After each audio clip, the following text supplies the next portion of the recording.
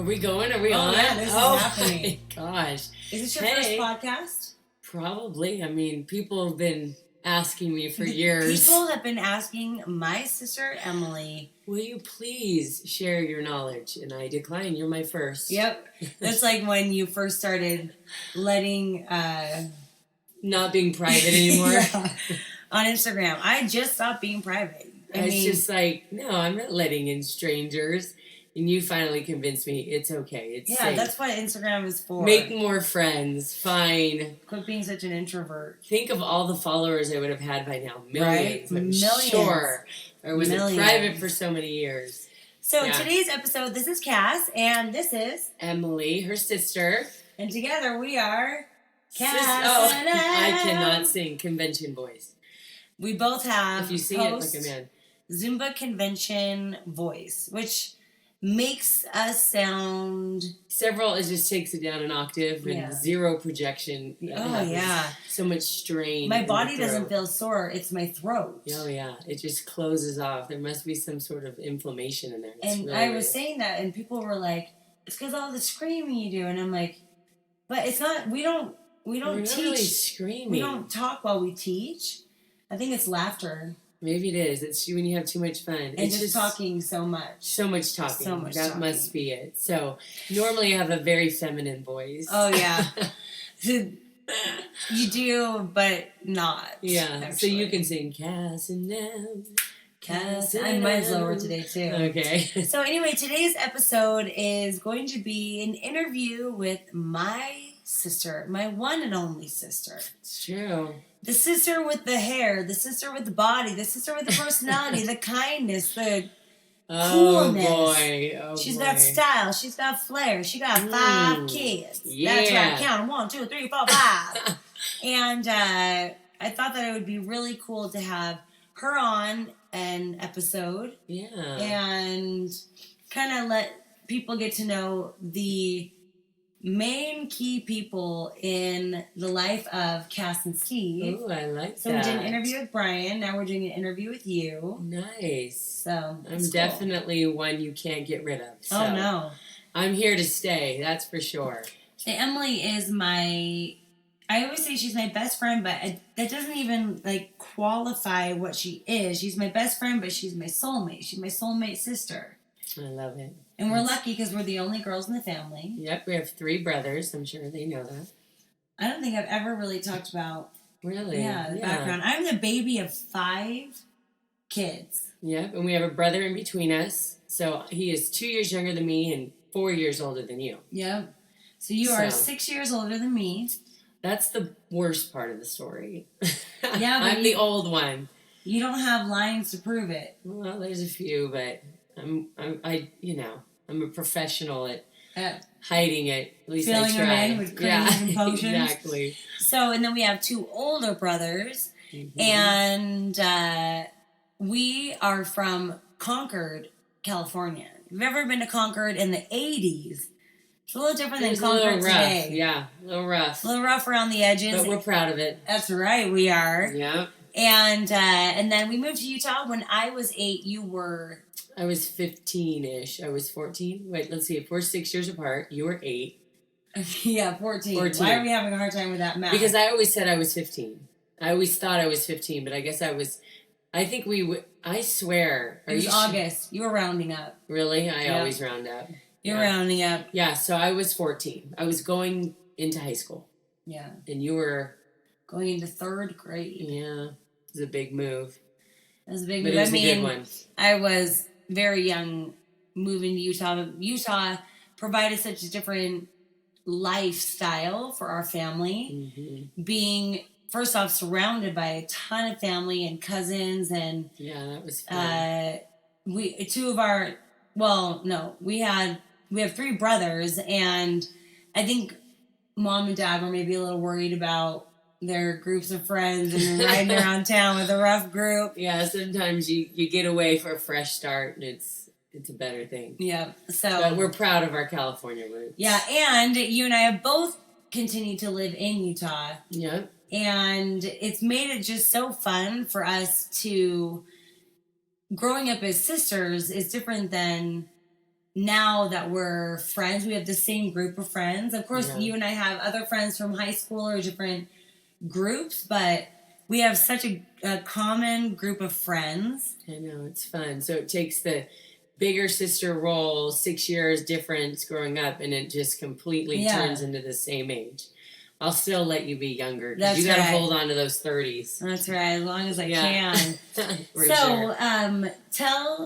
Let's talk about, I was born on the day after your 6th birthday. Yeah. Oh my gosh. I mean, that was, because I had the 2 brothers, didn't have a sister yet, and I remember like you had 3 brothers at this point. I did, sorry. I did. My brother, the one that I left out there, will not be happy about that. Yes, I did. I had 3 brothers. And I did not have a sister yet. And I remember staying up all hours of the night, and Mom was gone, and Dad was gone, and waiting for the sister. I mean, to me, that was just like a dream come true. And you were my baby. I carried you everywhere. I thought you were my child. I was on your hip for many of those first number of years. And just like took it so serious, my responsibility to take care of you and we'd go to the baseball fields for all the brothers things, and I got you. That was the assignment. You were my assignment. Yeah. I'm glad that you found it as a privilege and an honor and not an annoyance. Oh, no. And Emily always leads people to think that is how our relationship always was. But I have to remind her. Oh, so rude. There were many years of you braiding my hair. You always did my hair, too. You always helped me get ready. Yeah. But I remember the fierceness in which you would do a French braid. Oh yeah, because you wanted it tight, crisp. She's got to look good. You wanted it real tight, no bumps. So I felt like it was somewhere in between you doing my hair and me having a scalp transplant, starting with the removal. But there were some years of you being just so too cool for me. Well, just high school. Yeah. You're in high school. I'm in high school and you're in elementary school. Oh, yeah. Such a big difference. Yeah, it's like your 10-year-old sister is just wanting to know all the juicy details. And I actually would get so annoyed because one of my problems is the second I hit a pillow or a bed or anything really comfortable, any comfortable seat, I am out cold. Yeah. I almost fell asleep when we were weight training today. Oh, yeah. Just I got comfortable. I thought, I could fall asleep right That there. Was 15 minutes before you had to teach your Zumba class. I know. You did not have time for a nap. I didn't have time for a nap. And, but Brittany, my cousin, would always sleep over. And you would love to tell us stories at that time. More, I think you loved to tell her. Well, it was a trade. She was like you give me a foot massage, and I give you the details of my dates. It was a beautiful exchange. But you couldn't stay awake. I couldn't hang. You couldn't hang. So she would massage, and she could stay awake. I mean, she wasn't going to miss a single detail. Not a detail. So I got a foot massage. I would just drag it on as long as I could for the massage purpose. And you were out. And then by morning, you'd wake up bitter. Oh, yeah. I missed the whole thing. Yep. You didn't wake me up. Hey, Kass, this is the good part. No. This is where I kissed this boy. Or this is where we, I don't know what. That's as far as it goes. Spied on these boys. What do you do in high school? Yeah, lots of spying, yeah. So, yeah, that was fun. But I remember there was kind of a shift when that sister role seemed to switch. Mm-hmm. And it was once I graduated high school. Yeah. And maybe even before then, we started working out at the gym together. Yeah. And it's when I kind of got serious about working out. And how old was I at that point? I was probably 16. Graduated? You were married. I was married. Okay. You were married. I was 16, and we would go in the morning. In the summertime, I remember it was maybe my junior year going into my senior year. But we really started to work out together. Yeah. And we'd meet, and we'd go to the Body Firm, and then we'd just completely drown any progress with like the most loaded shake ever. No, it was it was yogurt. It was frozen yogurt loaded with cookie dough. You'd get cookie dough or, That's when the fat-free craze ruined Snackwells. Oh, yeah.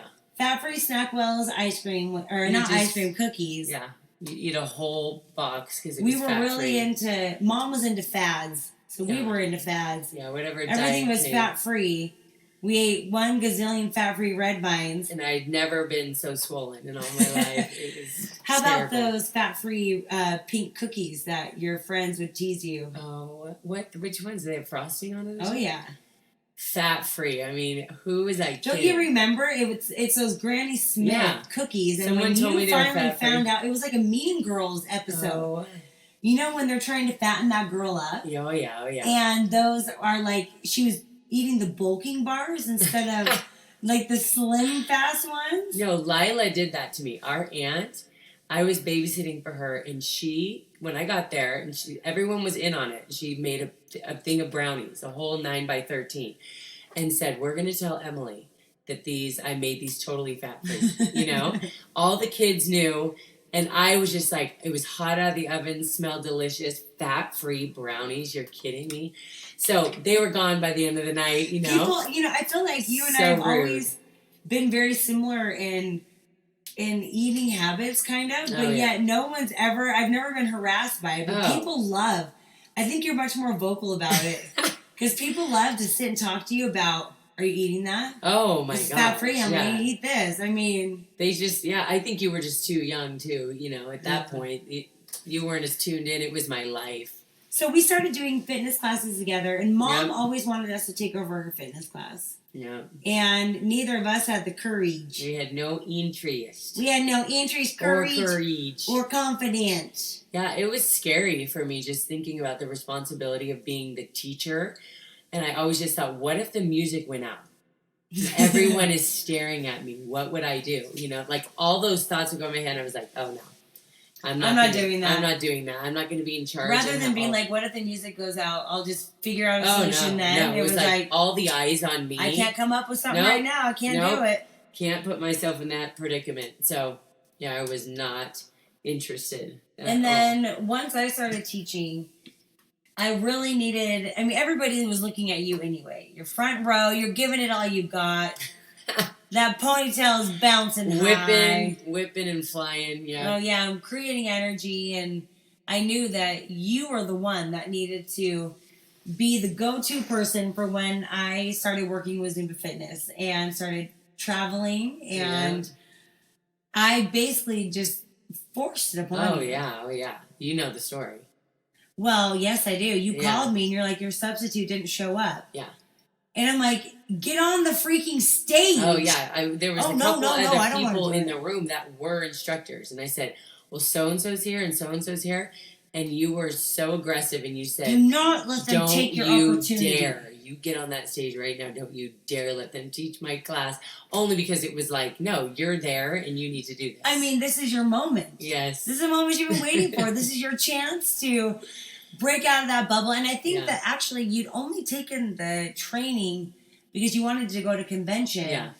And because I was fine with being your backup dancer, but not the responsible one that was in charge. I was not ready for that. As much as we are alike, that's one of the very few differences. Oh, I love to be in charge. Yes, you do.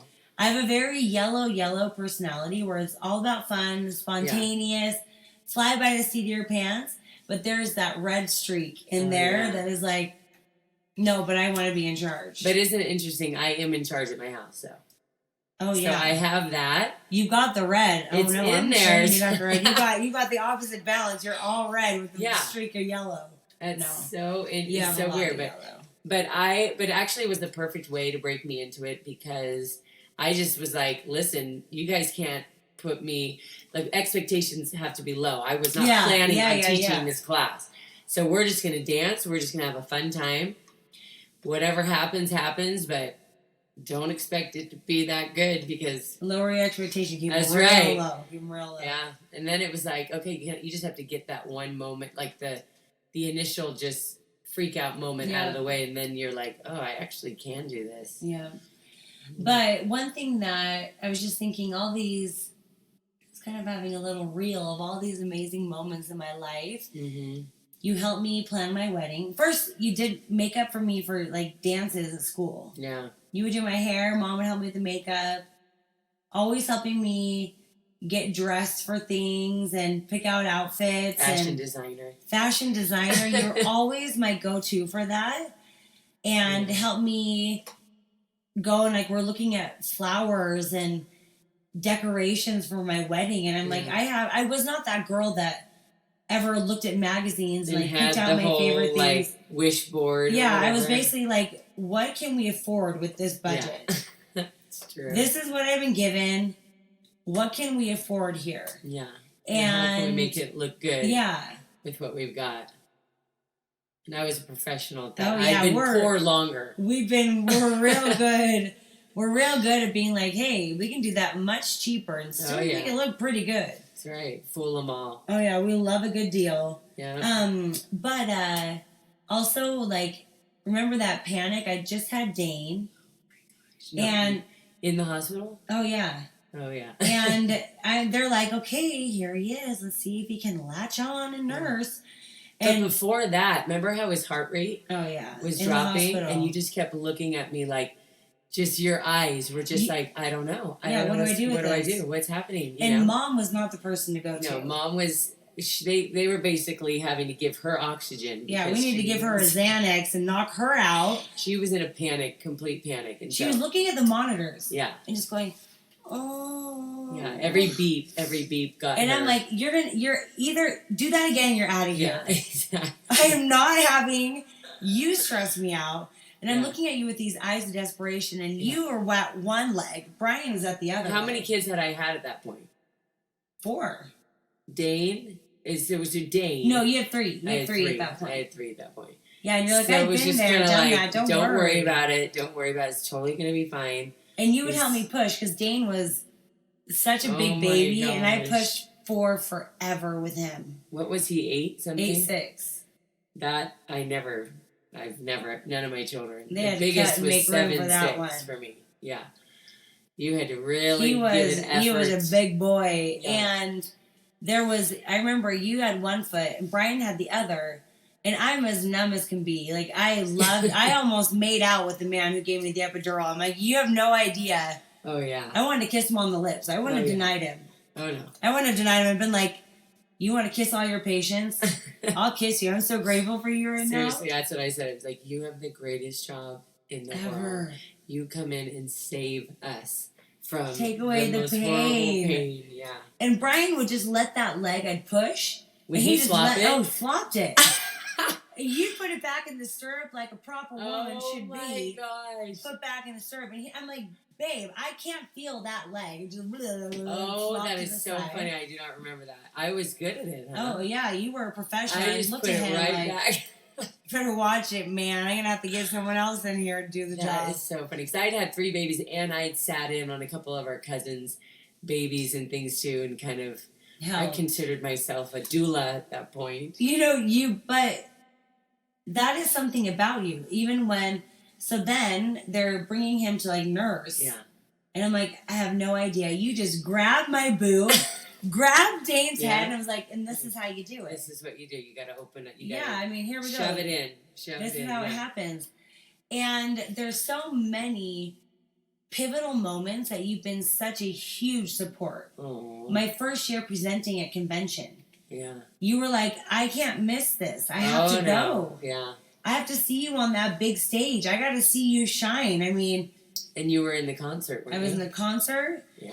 And I kind of described that as like the Kass campaign. Like I came there and there were banners as tall as the building. Was the key you that year? The key was me. So everyone checking into the hotel, which was thousands of people from across the world, and everyone's key had your face on it. That was just like... I was just like, I don't know what to even do about this. Of some sort.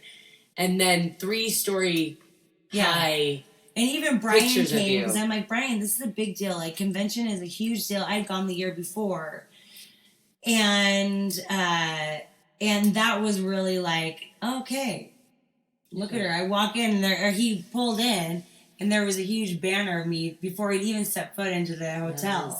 too cool. I must have really had a good photo shoot. They had a lot of images of Big Brother. Really digging you. So, so I didn't but you didn't want to miss that. You were there with.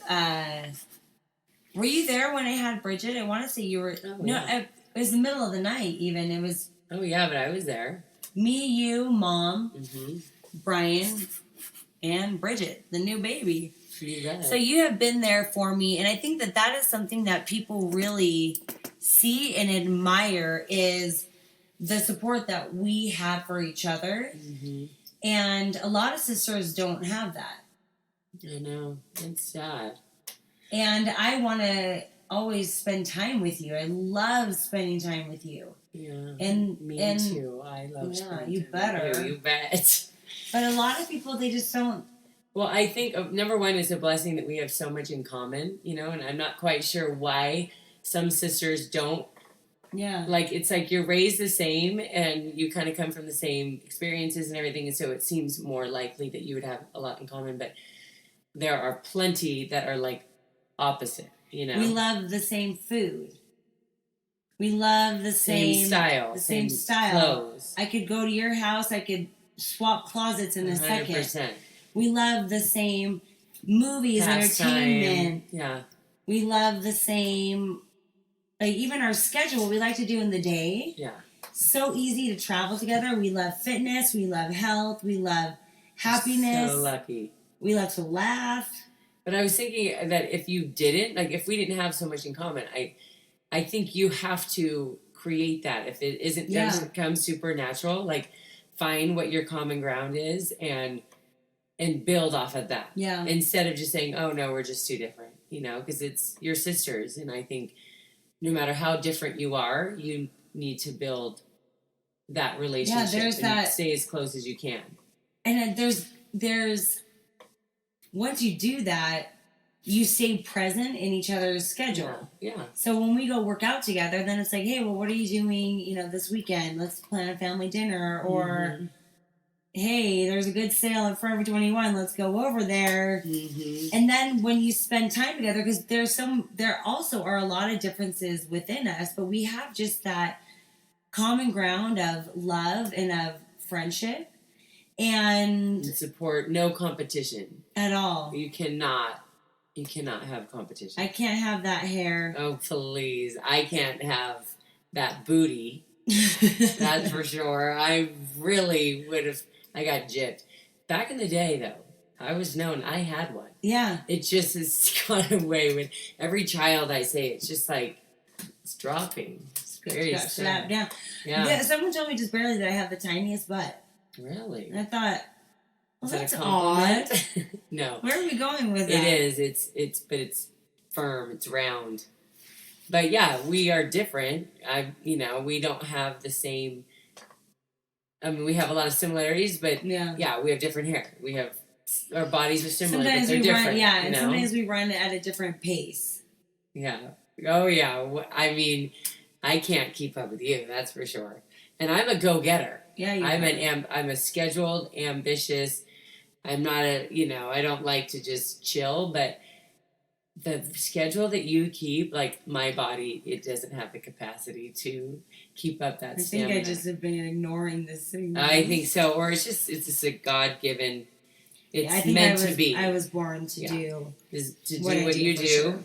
And so you're given the strength to do it. You know. So I think something that people go to you for and look to you for is your tremendous ability to be friends with everybody and your grasp on being positive. And I want you to touch on that and where do you feel that comes from and how do you daily, because you're not exempt from trials. Yeah. But you have a way of where do you feel like you keep that positivity and how do you keep it so ingrained in you that it's big enough that you get to share it with other people?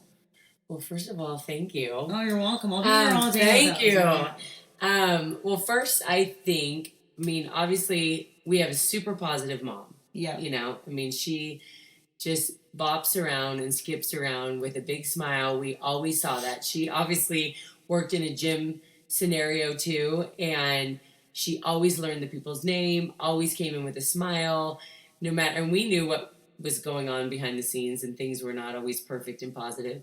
So she's always that way, always friendly to everyone she sees and comes in contact with. Then we have our dad, who was all about communication, all about it, every bad scenario that happened, he would follow it with like, well, at least it's not this, some other much larger problem or whatever. And always reminding you. The worst thing I ever saw is that Dad would always go, I mean, whenever you'd have this big complaint, he's like, well, at least it's not cancer. Exactly. That was always the go-to. That was always his go-to kind of, he had kind of a little bit of a dark humor. And I remember when he went into the hospital and there was a mass that they saw on his brain because he had gone in for some numbing and, some tingling, some kind numbing of and in tingling. his arm. So they were thinking maybe it was his heart. They checked out his heart, nothing was wrong. So then they scanned his brain and they saw a mass there. And they didn't know it yet. I'm sure they assumed. They probably had an idea of what they assumed, but they hadn't tested it yet. So anyway, they tested it. And we had been instructed not to tell him the results. Yeah. He just got out of surgery. And literally, like, the first things out of his mouth, Lee and I were in there. Yeah. And he goes, I always said, at least it isn't cancer. Yeah. Is it cancer? Is it cancer? Yeah. And we're like, well, Dad, it is what they thought it was. It was a mass. And he's like, tell me. Yeah. I'm like, yeah. Yeah. It is. It is. I'm sorry.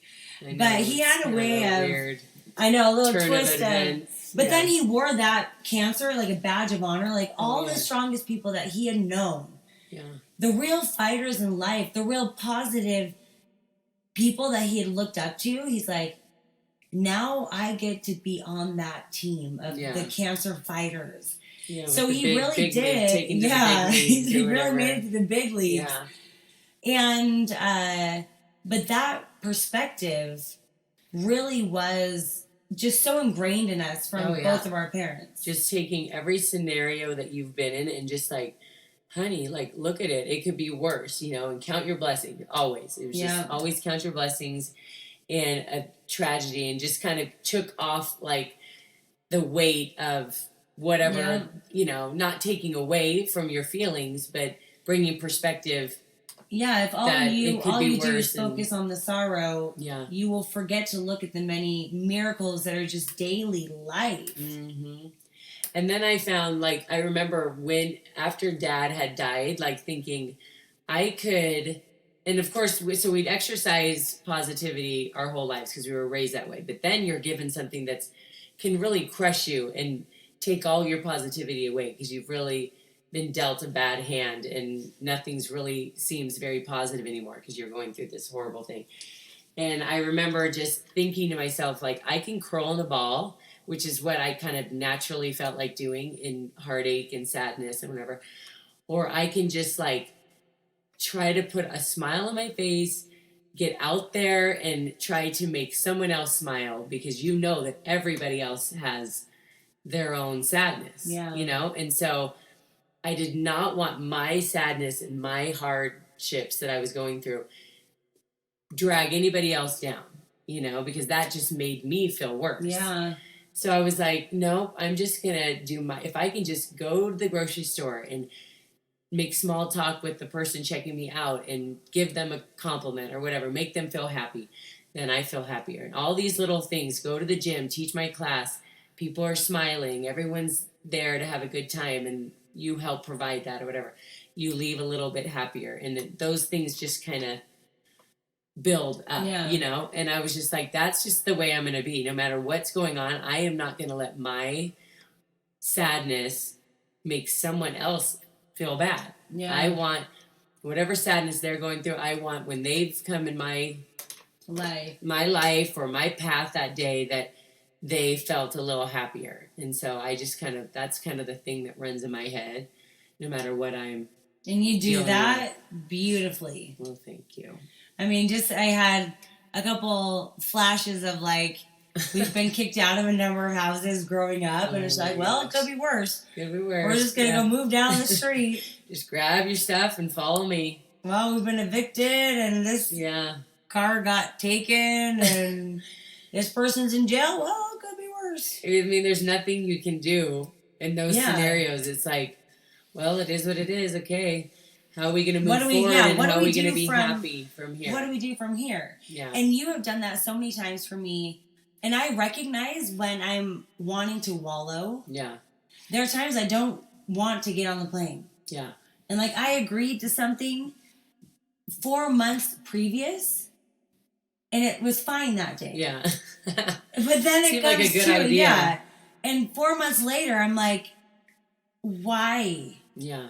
Why? When I knew going into it that the flights and the layovers and all of that would just be so awful. Why did I agree to that? And you've always been like, you know, your blessing, your job is always a blessing. And look at you. You're going to such and such a place. Get to the hotel. Put on that white robe. Order some good food. Order some room service. And I'm like, the hotel I'm staying at doesn't have a robe or room service. I'm surprised if it has a window. Oh my gosh. But you've always been, I mean, you're the go-to person for me to call and be like, oh, this really sucks. But I definitely, I give you your... Yeah, you say absolutely. Oh, yeah, that would be so hard. I completely understand. And now, let's just go get a delicious something. Get yourself a snack. You'll be back before you know it. Yeah, you'll be right back before you know it. That's the thing, you know. And we've done that together in our darkest days. We've tried to uplift each other and make each other laugh. There was a time that we were in the grocery store. I think about this and laugh all the time because you called me and I was in the cereal section. Or maybe I called you. When you go through hard times, I really believe that when you feel like you're going to cry, you should cry. Yeah. You got to let it out. I think that emotions demand to be felt, and you can keep pushing them down deeper and deeper and deeper. But it's almost like, what I almost think of it's like a festering something. Yeah, it's like there. The core of the earth is like this boiling hot. Yeah. And you can keep them there, and you can try and overpower sadness with anger and with resentment and with addiction or whatever, and you can keep trying to pile these things onto those feelings. Or what if you just felt them? And what if you just, on the days where you just felt like you needed to cry, take the time, cry. It's better than always having that like nervous energy all day long. So I'm in the cereal aisle, I start crying. But what was I? Oh, we were talking about it was Dad. It was okay. Dad. Okay. It's been Dad for a while. It was right after he had died. I mean, maybe a few months after he had died, and you know, just all of a sudden it just hits you. You're just I just miss him. Yeah. And we called him so much, and he was such a daily part of our life because he was like our sunshine. If we ever had a story that we wanted a great reaction from, a good laughter, you're gonna get it. There. You're gonna get it from Dad. Yeah, wanting all the detail. I started crying, and I called you. You started crying, and then it just got so unclear. Couldn't even recognize what we were saying. I couldn't. It was lots of moanings and moaning. I couldn't understand one word. Gosh. It's something with the tone of my voice. Yeah. Then you add a cry with it. Like I can't make anything out that it's sounds like a strangled frog words. Or something. Yes. It's just squeezed tight. Oh my gosh. And I wish my dogs weren't barking. Yeah. I mean, why isn't somebody coming to the rescue with those dogs barking? What happened to Brian? I mean, Brian, get the dogs, Brian. So anyway, I just said, I can't understand you. You said, I didn't understand what word did you just said. And we just started laughing. Oh my gosh. So hard. I know. I can't understand myself, so we went from just crying uncontrollably to laughing to tears. to tears. Yeah, that's so funny. I'm getting those dogs. She's taking care of business. Those dogs. This is we're on the set here.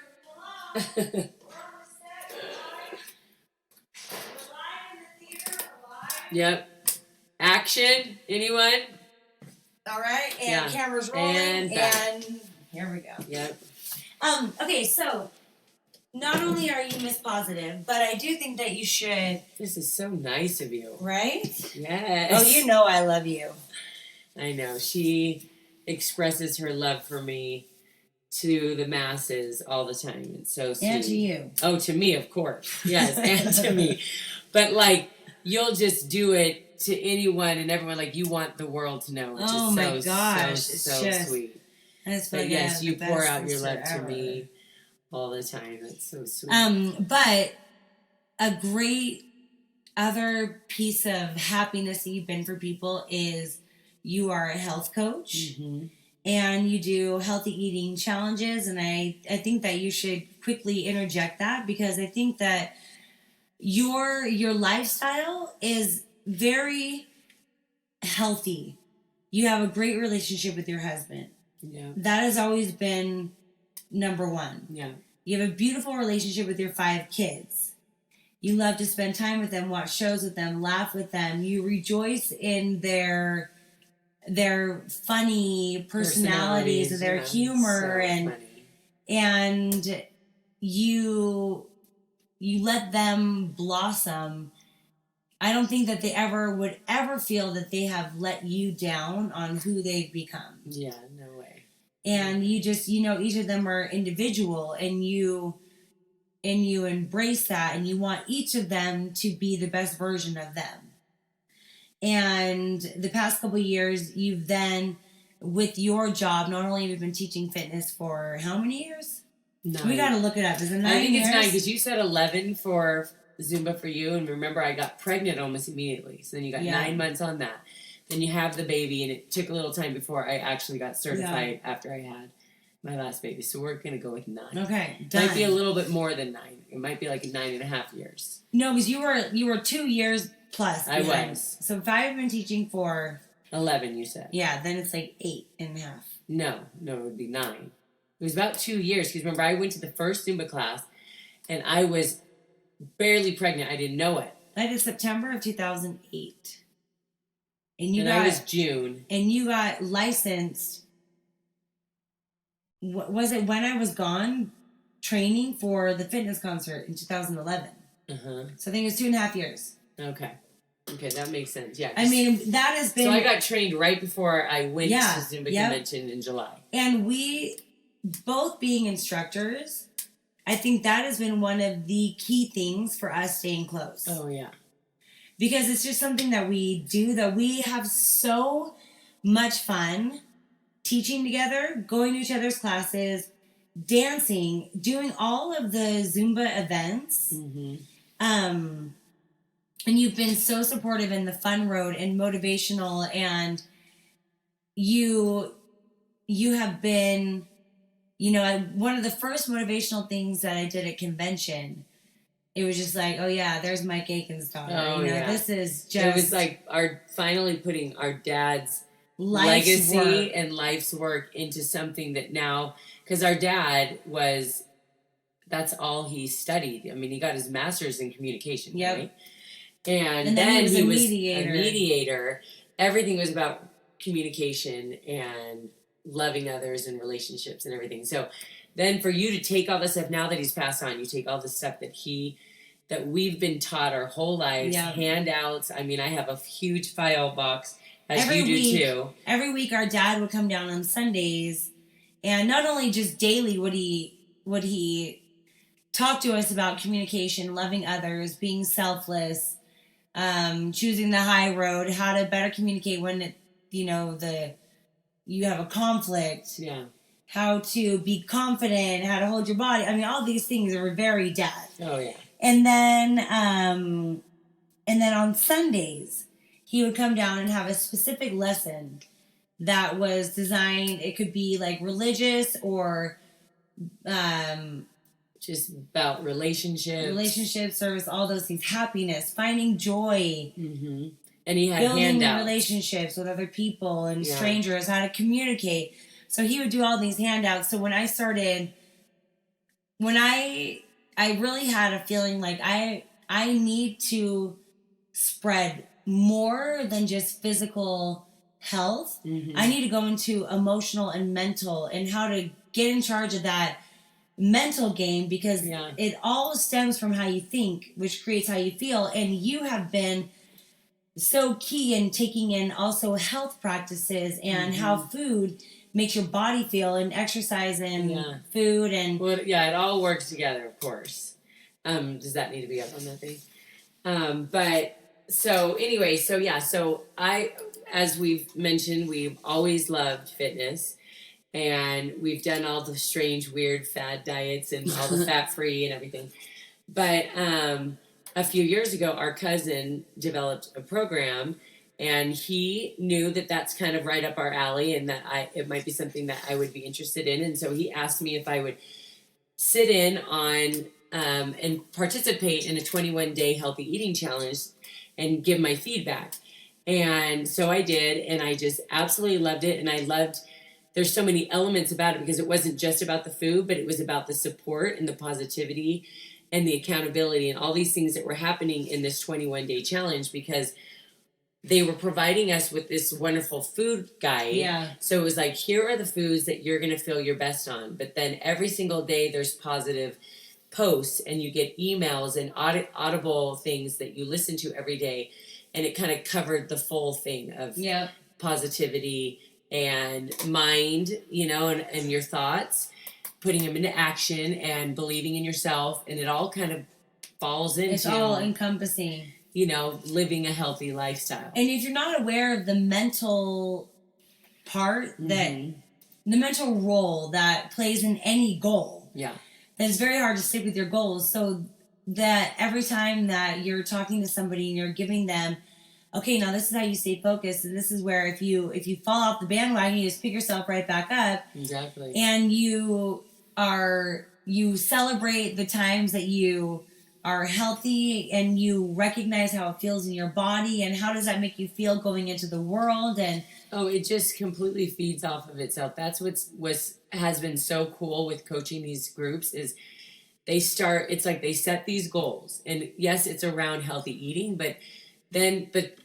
I asked them their 3 main goals over the 21 days, and usually... And their reason why. Why do they feel they need this challenge?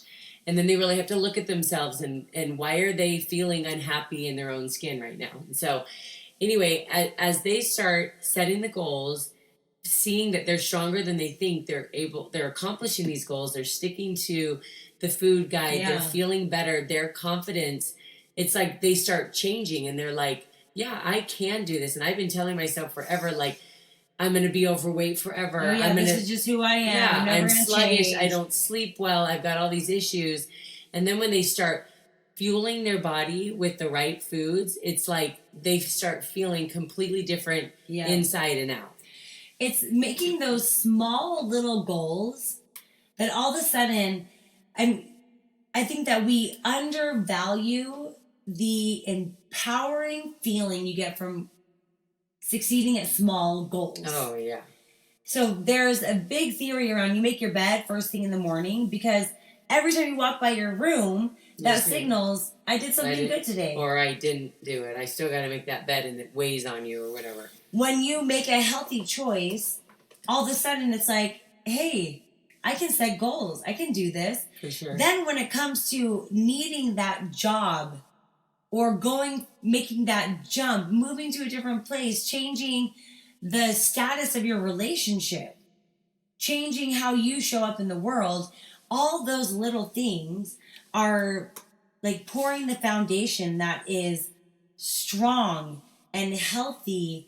And now, if you don't get that goal, you're falling back onto such a strong foundation that you can build upon again. And if you don't feel good in your skin, and it's not about a size, but you do need to fuel your body with good foods that give you energy and help you do the things that you need to do. And then you're able to do more and you feel more accomplished. And you just feel it totally funnels out or spills out into other aspects of your life. So it's, you think, oh yeah, I want to be skinnier. That's not what it is. You need to treat your body in a healthy way, and your body will start responding differently. And so many people have anxiety and they don't sleep well, and they're taking things for these different things. And so many of these things can be correct. Things for these different things. They're taking medications. They're taking things for these things. They're taking medications and there's so many different for these issues, I should say. And then they start eating better and they start exercising, and so many of those problems just go away, and then they start feeling so much better. And what was it? We got a quote every morning. We get quotes from a friend of our family's, and it was awesome. Like everything that you eat is either working toward your health and disease or against it. Yeah, felt a little harsh. I'll tell you that. I know. It kind of makes. But at the same time, I over the past couple months have made a shift in just trying to feel healthier. I knew that I had a big couple months coming up, and I wanted to feel just healthier. Your best. I wanted to feel my best because then I know I could show up as my best, and I wouldn't have to use outside sources as like Band-Aids. Yeah. When I wasn't feeling my best. So, how about this one? The price of discipline is always less than the pain of regret. Oh yeah. That's a great quote. I thought that was awesome too. That's a great quote. And then we'll just leave on this little quote, because you always do have to have a little bit of balance in your life. Yes. And I heard the more colorful your salad is, the better it is for you. So I swapped my croutons for M&Ms. But awesome. Anyway, Emily has an Instagram page and you can check it out. She's always just so positive, and I love to see you spreading that to other people, because you've always been that person for me. And you've always been there for the people that you love, and how lucky that these people get to feel that love from you. Well, that's so sweet. I mean, if you can help one person, right? That's all it's all worth it. Yeah. It's all worth it. No, but I mean, and some people say, oh, you just, not to me, but people think of Instagram is just about the flowers and the whatever. Yeah. But that's not what you try to do or I try to do. I just want to be a source of positivity. Yeah. That doesn't mean we have perfect lives. But it's almost that you fake it till you become it. Yeah. And when you start, I mean, this is years ago, that life was rough. Life was unstable for us growing up. We've had plenty of challenges. And when you learn how to look for positivity, it's not the quote unquote highlight reel of Instagram is much more a reflection of actually who you are. Not one person would be surprised by meeting you, because what you reflect into the world is exactly what they will get in real life. Well, you just made me feel like a rock star today. Well, whenever you get sad, you go ahead and replay this podcast. I'm gonna on repeat. But people need to know. People need to know. There's a reason why I love you the way that I do. That's so nice. You deserved it. It's good medicine for me too. That's what you do. You feed yourself with the right stuff, and it blesses your life, and then you spread it out to the people around you, and then we all win. It's true. There you go. Very true. All right. Thanks for tuning in. I'm sure we are going to be having many more. Kass and them. You have listened to Kass and them. Solo. Next time we might sound like ladies. Oh, let's do it. Let's shoot for ladies next time rather than. Sounds like we've been. Thanks for having me. How 10 fun. All right. Have a good day, guys. Bye. Goodbye. Bye now. Bye. Bye. Bye. Bye-bye.